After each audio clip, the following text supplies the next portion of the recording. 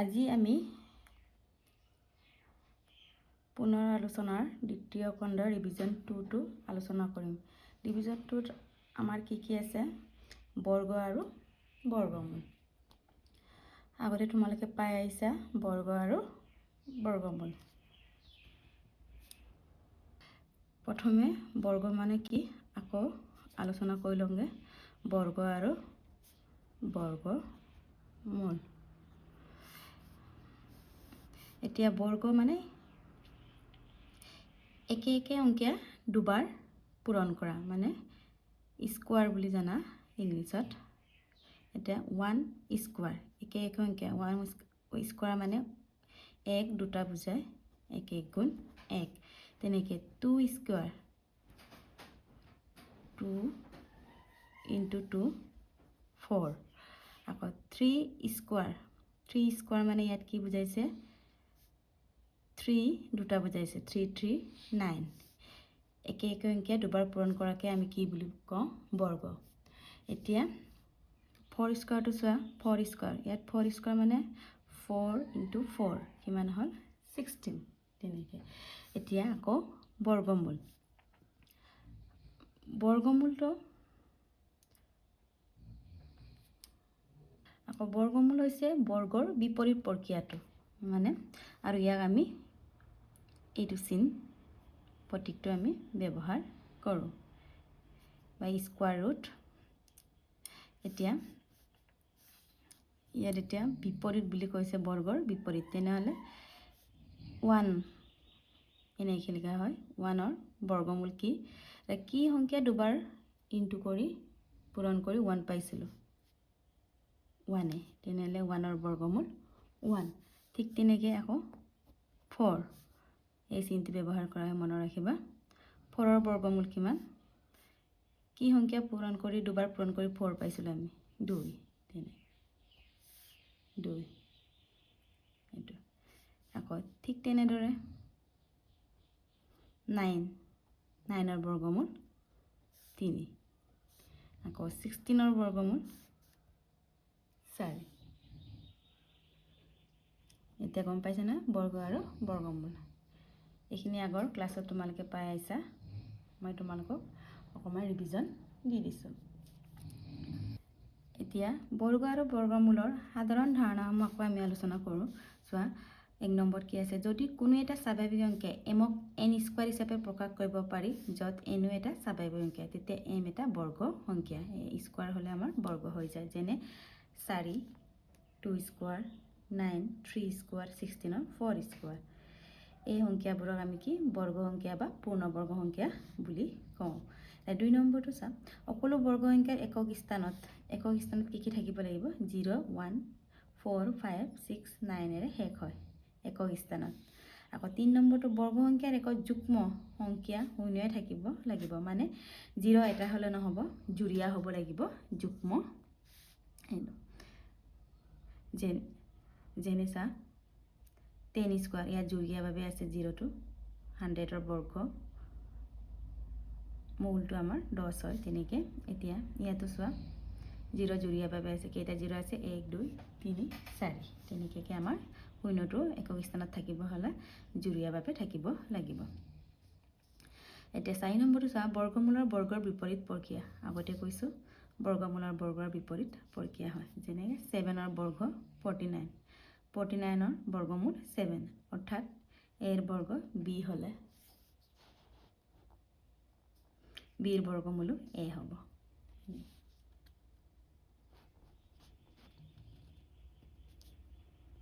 এটা 5 নম্বৰটো চোৱা, প্ৰতিটো পূৰ্ণবৰ্গ সংখ্যাৰ দুটা বৰ্গমূল থাকে, এটা ধনাত্মক আনটো ঋণাত্মক, মান হিচাপে দুয়োটা সমান। যেনে 49ৰ বৰ্গমূল আমি কি পাইছিলোঁ? 7, কিন্তু ইয়াত ধনাত্মক এটাও থাকে, এটা ঋণাত্মক মান এটাও থাকে, যেনে 7 আৰু -7। কোনো এটা সংখ্যাক ধনাত্মক বৰ্গমূল এই চিনটো ব্যৱহাৰ কৰা হয় বুলি আগতে কোৱা হৈছে। যেনেকৈ √4 = 2, -2 নহয়, √49 = 7, -7 নহয়। ইয়াত কেৱল ধনাত্মক মূলৰ কথাই কোৱা হৈছে, ঋণাত্মকটো নাই কোৱা। ইয়াত অকল কেৱল আমি ধনাত্মকটো ল'লে হ'ল। আৰু 6 নম্বৰটো চোৱা এনৰ বৰ্গ আৰু n+1ৰ বৰ্গৰ মাজত 2nটা স্বাভাৱিক সংখ্যা থাকে যেনে 11 স্কোৱাৰ আৰু 12 স্কোৱাৰৰ মাজত কেইটা আমাৰ স্বাভাৱিক সংখ্যা আছে বুলি সুধিলে 2 × 11 = 2 × 11 22টা স্বাভাৱিক সংখ্যা আছে। চাওঁ উদাহৰণ হিচাপে বুজাই চাওঁ। ইয়াত তোমালোকৰ সুধে 15 স্কোৱাৰ আৰু 16 স্কোৱাৰৰ মাজত কেইটা স্বাভাৱিক সংখ্যা আছে বুলি যদি সুধে কি হবে এনৰ বৰ্গ মানে n স্কোৱাৰ আৰু n+1 ইয়াত চোৱা এনৰ মান ইয়াত 15 n+1 মানে 15 + 1 16 এই দুটাৰ মাজত যদি কিমান আছে স্বাভাৱিক সংখ্যা বুলি যদি সুধে তেতিয়া কি হ'ব আমাৰ টুৱাইচ n ইয়াত তুলনা কৰা ইয়াত এনৰ মানটো কি হয় আমাৰ 15 তেনেহ'লে 2 × 15 কিমান হ'ব 30 মানে কেইটা স্বাভাৱিক সংখ্যা আছে 15 স্কোৱাৰ আৰু 16 স্কোৱাৰৰ মাজত 30টা আছে।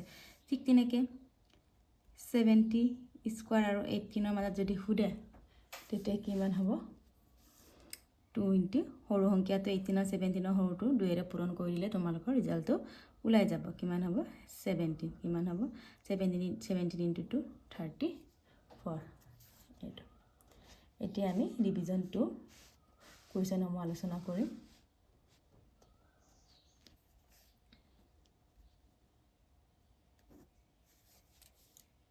এক নম্বৰতে কি কৈছে তলৰ সংখ্যা কেইটাৰ বৰ্গ সংখ্যাৰ এককৰ স্থান কি হ'ব এককৰ স্থান এইটো ইয়াৰ বৰ্গ কৰি এককৰ স্থানটো উলিয়াব লাগে। তোমালোকে কি কৰিবা ইয়াত এক নম্বৰটো আছে 272 ইয়াৰ শেষৰ সংখ্যাটো কি আছে 2 এইটো আমি বৰ্গ কৰি দিয়া বৰ্গ কৰিলে 2 স্কোৱাৰটো আমাৰ 2 স্কোৱাৰ 2ক বৰ্গ কৰিলে কিমান হ'ব আমাৰ 4 তেনেহ'লে 272ৰ এককৰ স্থানৰ মান কি 4 ঠিক তেনেকৈ ইয়াৰো 79 ইয়াৰ একৰ সংখ্যাটো কি আছে 9 9টো আমি বৰ্গ কৰিলে কিমান হয় 9 × 9 81 এইটো আমাৰ এককৰ স্থানৰ ওলাব লাগে এককৰ স্থানটো ইয়াত একক দশক তেন্তে এককৰ স্থান কি আছে আমাৰ 1 তেনেহ'লে 79ৰ বৰ্গৰ সংখ্যাৰ এককৰ স্থান কি হ'ব আমাৰ 1 যদি দশক বুলি কয় তেনেহ'লে কি হ'ব আমাৰ 8 ঠিক তেনেকৈ হ'লে 400ৰ ইয়াত এককৰ স্থান কি হয় আমাৰ ইয়াত আৰু জুৰীয়াভাৱে আছেই তেনেহ'লে ইয়াৰ এককৰ স্থান 0টো আমি বৰ্গ কৰিলে কি হয় 0 পায় তেনেহ'লে এককৰ স্থানৰ মান 0 ইয়াত 2637 একৰ মানটো কি আমাৰ 7 তেনে 7ৰ বৰ্গ কিমান 7 × 7 49 হ'লে ইয়াৰ এককৰ স্থানত কি আছে আমাৰ 9 তেনেহ'লে এককৰ স্থানৰ মান কি হয় আমাৰ 9 এনেকৈ লিখিব লাগে এনসাৰটো কেনেকৈ লিখিব লাগে এটা 272ৰ বৰ্গৰ সংখ্যাৰ একক স্থান কিমান পালোঁ আমি 4 ঠিক তেনেদৰে 79ৰ কি হ'ব কিমান পাইছিলোঁ আমি 1 আকৌ 400ৰ 0 ঠিক তেনেদৰে 2637 9 এককৰ স্থানৰ বৰ্গৰ এককৰ স্থানৰ মান 9 ইয়াত এককৰ স্থান বৰ্গ কৰ বুলি এই 272 দুবাৰ ইনটু কৰিব নালাগে একৰ মানটো ইনটু কৰিলে হ'ল দুবাৰ। এতিয়া নেক্সট প্ৰশ্নটো চোৱা ইয়াত চোৱা 2 নম্বৰটো তলৰ সংখ্যা কেইটা পূৰ্ণবৰ্গ নোহোৱাৰ কাৰণ কি আমাক পূৰ্ণবৰ্গ হ'বলৈ এককৰ স্থানৰ মান কি হ'ব লাগে বুলি কৈছিলোঁ মই 0 0 1 4 5 6 9 এইখিনি সংখ্যা আমি কৈছিলোঁ 0 1 4 5 6 9 থাকিলে আমাৰ পূৰ্ণবৰ্গ হ'ব কিন্তু ইয়াত এককৰ স্থানৰ মানটোত কি থাকিব লাগে 0 1 4 5 6 9 কিন্তু ইয়াত প্ৰশ্নত চোৱা 1 নম্বৰত 1057 ইয়াত এককৰ স্থানৰ মান কি 7 পূৰ্ণবৰ্গ নোহোৱাৰ কাৰণটো হৈছে এককৰ অংকটো কি 7 হৈ থকাৰ কাৰণে ইয়াত এককৰ অংকটো কি আছে আমাৰ 8 ইয়াত কি আছে 2 ইয়াত শূন্য থাকিলেও কি জুৰীয়াভাৱে নাই জুৰীয়াভাৱে নথকাৰ কাৰণে ইয়াৰ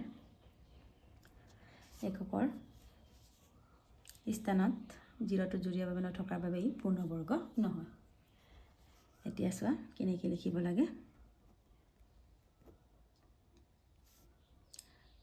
10572 পূৰ্ণবৰ্গ নহয় কাৰণ একক স্থানৰ অংকটো কি 7 একক অংকটোৰ মান 7 হোৱাৰ বাবে এটা 2 নম্বৰটো চা 7928 টো পূৰ্ণবৰ্গ নহয় কাৰণ একক স্থানৰ অংকটো কি হয় 8 আকৌ 3 নম্বৰটো 22 ইয়াত এককৰ স্থানৰ মান কি হয় অংকটো 2 নেক্সট 4 নম্বৰটো আকৌ কি 640 পূৰ্ণবৰ্গ নহয় কাৰণ একক স্থানৰ শূন্যটো কি জুৰীয়া হিচাপে নাই মানে জোৰ নাই শূন্যটো জোৰ থকা হ'লে এককৰ স্থানৰ মান শূন্য হ'লেও আমাৰ পূৰ্ণবৰ্গ হয় কিন্তু ইয়াত জুৰীয়াভাৱে নাই এতিয়া নেক্সট প্ৰশ্ন এতিয়া 3 নম্বৰ প্ৰশ্নটো চোৱা তলৰ সংখ্যাকেইটা বৰ্গ কিমান বৰ্গ মানে স্কোৱাৰ মানে দুবাৰ ইনটু কৰিব লাগে মানে 19 এটোটো একেবাৰে ইজি এটা 19 ইনটু 19 কিমান হয় 361 আকৌ ঠিক তেনে 37 ইনটু 37 কিমান হ'ব 1369 আকৌ 53 ইনটু 53 কিমান হ'ব 2809 আকৌ 4 নম্বৰটো 78 ইনটু 78 কিমান হ'ব 6084 এইটোৱে এনসাৰ ইয়াৰ পিছৰখিনি মই নেক্সট ভিডিঅ'ত আলোচনা কৰিম